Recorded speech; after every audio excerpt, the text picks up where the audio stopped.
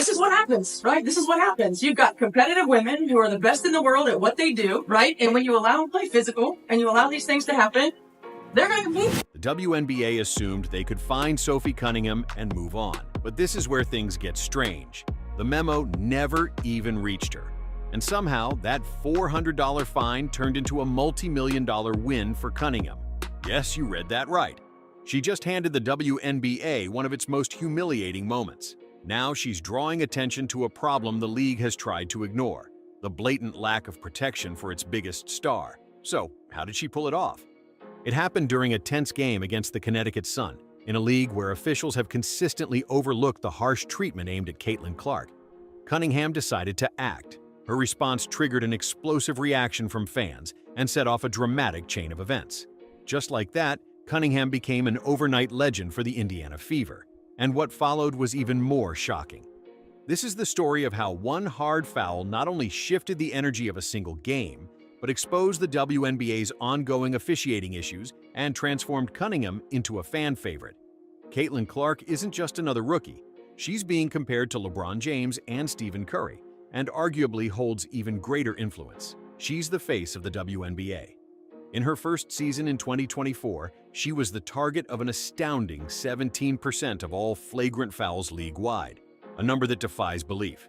Despite only playing 40 games, Clark was on the receiving end of 12 out of 70 total flagrant fouls, according to official WNBA data. And the physicality hasn't eased up in 2025. The tone had already been set with earlier incidents, from Dijonai Carrington's eye poke in 2024 to Kennedy Carter's blindside hit. The abuse kept coming. Even in 2025, Clark continued absorbing contact and uncalled fouls that had fans and commentators furious. One particularly brutal moment came during the 2024 playoffs, when Carrington poked Clark in the eye, knocking her out of the game and contributing to the Fever's elimination by the Sun in the first round. In June 2025, Clark was sidelined again, this time due to a minor injury reportedly linked to accumulated wear and tear from repeated hits. And the league felt it. WNBA viewership dropped by 55% during Clark's absence, plummeting from nearly 10 million viewers for her games to under 4.5 million. Ticket sales took a hit too. Sportico reported that attendance for games not featuring Clark dropped by roughly 30% at key venues like Gainbridge Fieldhouse. Why does that matter?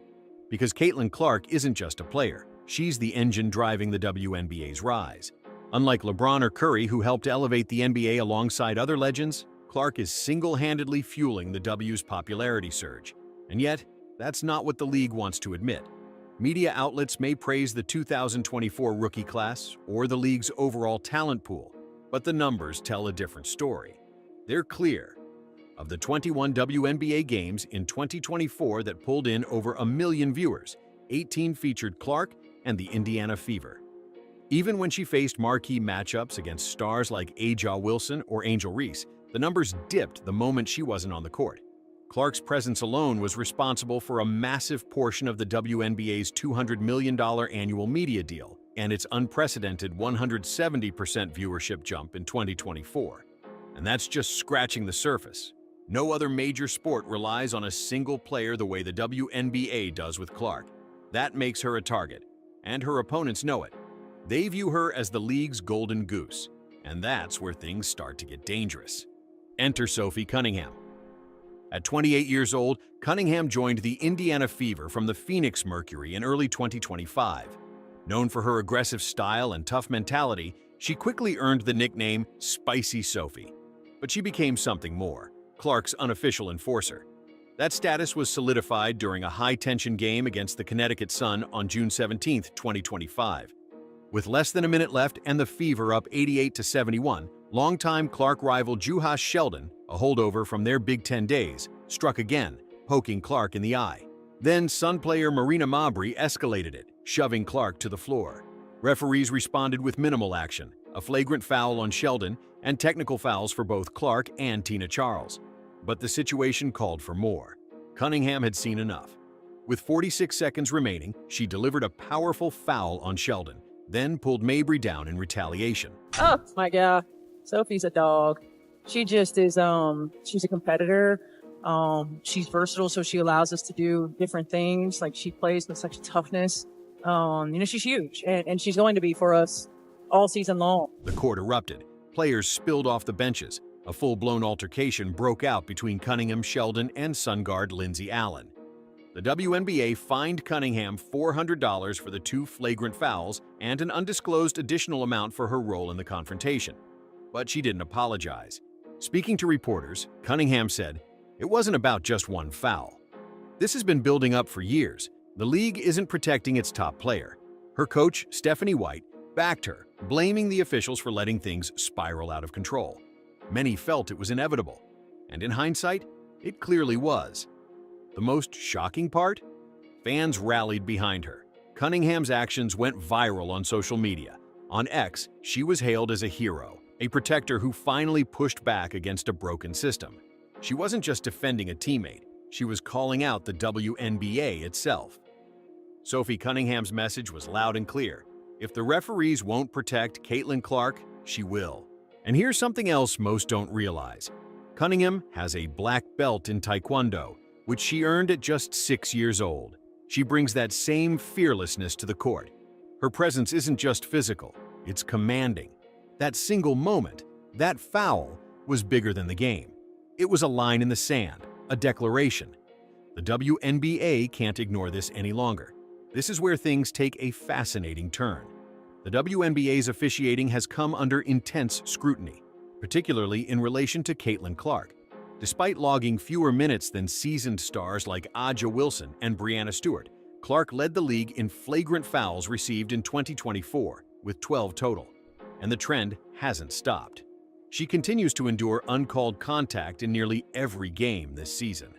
A Washington Post investigation revealed that referees routinely miss calls on overly aggressive plays, contributing to a league environment that's increasingly physical and, at times, brutal. Renowned commentator and Las Vegas Aces head coach Becky Hammon echoed the frustration, defending Cunningham's actions by saying, "Players are tired of taking hits. There's too much grabbing, bumping, and fouling that goes unnoticed." But this is the part most people completely miss. The WNBA's hesitation to defend Clark goes beyond just poor officiating. It's rooted in a deeper cultural issue within the league. Despite clear examples of rough play from veterans like Jonquel Jones and Alyssa Thomas, penalties remain wildly inconsistent. Take Kennedy Carter's 2024 body check, for example. It was reviewed, upgraded to a flagrant, but resulted in no suspension. The league's ongoing silence has only fueled the perception that Clark, the rookie phenom, is being targeted by veterans and left unprotected. And if that sounds bad, consider this. Sun head coach Rishi Mazain called Cunningham's foul rude and reckless. But according to fans and analysts alike, the real disrespect is the WNBA's failure to safeguard its most valuable player. This is where it becomes absolutely critical. No one in the WNBA comes close to matching Caitlin Clark's impact. According to ESPN, her games averaged a staggering 9.9 million viewers in 2024, a 170% spike compared to the league-wide average, which hovered between 5.8 and 8 million. The Indiana Fever's home games sold out 90% of the time, and her presence alone drove a 30% increase in ticket sales across the league. But when Clark missed games in June 2025, the numbers collapsed. Sportico reported a 55% drop in viewership and a dramatic fall in ticket sales for games that didn't feature the Fever. That's when things really started to get wild.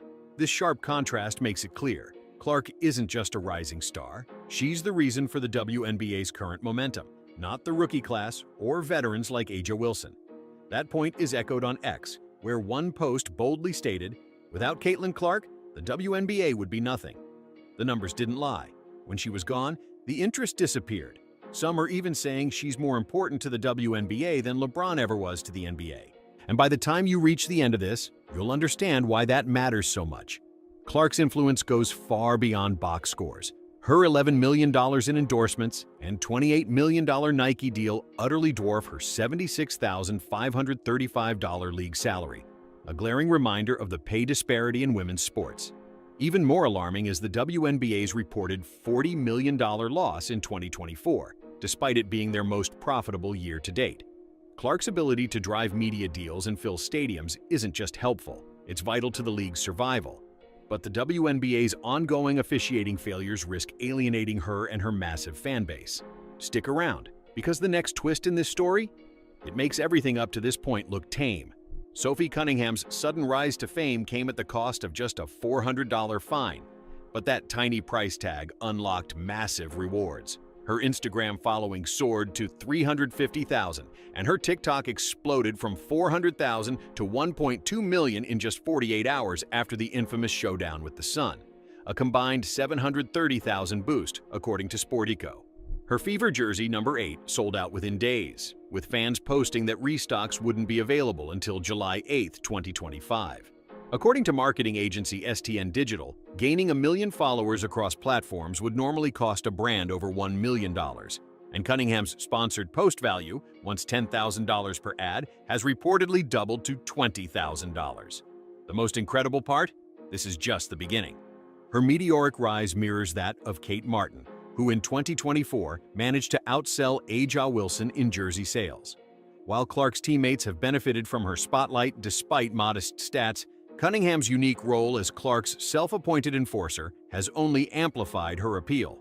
One post on X earned 141,000 likes and over 1.2 million views, with fans dubbing her a national treasure.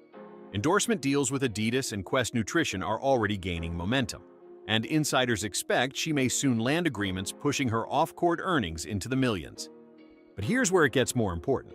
Even as the WNBA posted a $40 million deficit in 2024, its most profitable year ever, Cunningham has figured out how to tap into the Caitlin Clark wave better than the league itself. Her success with jersey sales and social media proves that point clearly.